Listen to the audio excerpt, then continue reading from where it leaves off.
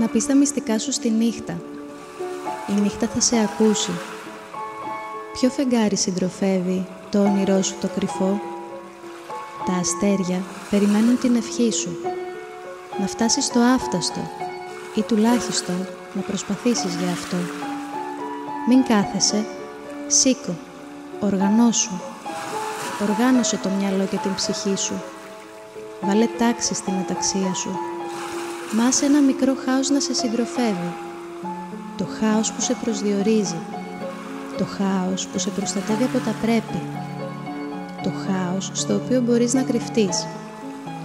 Το χάος στο οποίο μπορείς να βρεις κομμάτια του εαυτού σου. Να πάρεις τον χρόνο σου για να ονειρευτείς. Να πάρεις τον χρόνο σου για να βρεις τα πατήματά σου. Τον χρόνο για να κάνεις τα πρώτα βήματα προς την επιτυχία σου. Μέσα στο χάος σου, ναι. Να χτίσεις τα τείχη σου, να μην ξεχάσεις να χτίσεις και μια πύλη. Να την ανοίγεις στα συναισθήματα, να την κλείνεις στη λογική και το αντίστροφο. Εσύ ξέρεις πότε και γιατί.